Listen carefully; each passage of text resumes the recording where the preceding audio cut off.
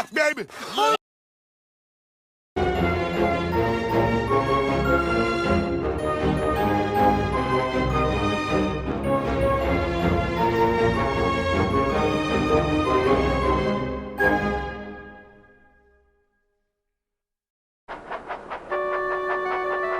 Percy the Small Engine had been hard at work for months on end. He would spend the morning shunting at the big station, pull goods trains in the afternoon, and by night, he would take the mail across the island. He knew that he was being useful and his jobs were important, but he couldn't help but wish that he could do more for the passengers. One night, after taking the mail, Percy sat alone beside his berth. He watched Thomas and Toby snore peacefully, knowing that they would be taking passenger trains in the morning. Percy, are you all right? A voice came from the big station. Percy looked over to see Gordon idling in the station with dark circles around his eyes. Gordon, what are you doing here? Percy asked, approaching the station. I couldn't sleep. James keeps sleep whistling. Oh, right. The little green engine sighed. I just feel a bit useless. I know the jobs I do are important, but in such a passenger-dominated industry, I feel like I should take some passenger trains to help out. Do you know what I mean? Gordon pondered, his face deep in thought. For a few moments, he didn't say anything. Well, I know that Donald has a passenger train tomorrow. I could see if he wants to swap it for your afternoon goods trains. Percy's face lit up. Really? Thank you! Thank you so much! Don't thank me yet. Donald still has to agree. Just go to sleep and you'll be told his response in the morning. Percy, with a big grin on his face, slid away from the station and into his little berth.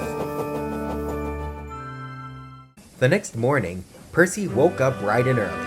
Thomas and Toby were still napping. He spotted Gordon beside him. Gordon, what did Donald say? He said yes. It's waiting in the station. Percy whistled loudly, waking up the two other engines, and thundered into the yard to shunt for the morning. When the afternoon came, Percy excitedly pulled into the station. At the platform stood the coaches for the local passenger train. There was a sign on the doors. This train may reach high speeds. Percy was a little confused, but was soon distracted by the amount of passengers giving him friendly waves. Hello, Percy. A little boy chambered towards him. You're my favorite. He giggled before toddling away with his grandparents.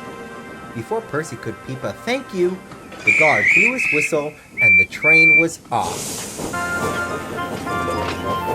Percy blew down the line, huffing and puffing past trees and engines. He stopped at every station on time, never argued with any passengers, and offered a very smooth ride. However, he had an unfortunate encounter at the middle station. Percy pulled beside the platform and noticed a familiar black diesel snarling at him. You! I thought Sir Topham Hatt sent you packing. He did, Diesel purred. But your harbors need a universal engine. There must have been other engines. I would prefer that old spam can here than you. He doesn't like that name, you know. I don't care. You shouldn't be back. Take it up with your fat Sir Topham Hatt. Diesel muttered something under his breath and looked away. Which way to Kirk Ronan? There's signs. Read them. Percy sighed and began to leave. There was grunting from his passengers. What's their problem? Because we're running late now. Get a move on. Percy began to speed up and was soon out of sight. Diesel was left alone, grimacing. Percy began to thunder down the main line. He needed to make up for lost time. The next station was in sight. He blew steam as it got closer. But he suddenly began to brake. He stopped extremely suddenly, causing the coaches to crash against each other. At the station was Donald, looking rather concerned with a passenger train in tow. Donald? Who's this train for? Mine, are you feeling alright? That's not your train. Gordon got me to give me your train. I'm coupled up to yours. No? Donald was even more confused. He began to pull out of the station. Odd engine. Percy was confused at first, but he then began to feel angry. Gordon had lied to him. That evening, Percy stormed into the roundhouse in a foul mood. He interrupted a very important conversation. Well, I don't think it should be allowed. Why not? They're not hurting anyone. They hurt my eyes. Boko was in the furthest berth, creasing in a fit of laughter. It's just a sandwich. Jam and butter is fine. Hey, Gordon! Percy blew his whistle to stop the conversation, proceeding to wake up a once snoring Douglas. Oh! A welcoming smile appeared on his face. How was your run today? Donald said it was fun to take goods. No, he didn't, because I ran into him with his passenger train. Explain yourself. Why did you lie? Gordon didn't reply. He looked a little bit hurt. Percy still looked angry. Was this a trick? I thought you changed. I just wanted you to take a passenger train. I took your goods train. I'm sorry for lying, Percy. Now Percy looked regretful. Gordon slunk further into his berth and shut the doors. The other engines shot daggers at him. I didn't know. Percy looked at Henry. Please say something.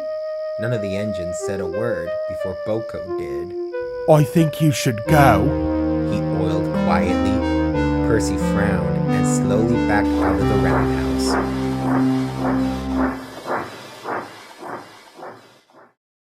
The next morning, Percy went back to shunting in the big station in silence. Not even the truck spoke to him. He kept a frown on his face until Gordon appeared with a train. The little engine quickly sped up to see him. An awkward silence lingered. Hi! Lovely weather, huh? Gordon stared blankly. Percy took a deep breath. Okay, Gordon. I'm sorry. I shouldn't have acted that way. You sacrificed your important local for my happiness. I understand it was a sweet gesture. Can we please make up? Gordon didn't reply. He continued to stare until a familiar set of crow's feet appeared around his eyes. Well, of course we can. Thank you. His smile was strong. Percy grinned back, knowing that their friendship was still strong after all these years, and it wouldn't be broken by one small thing.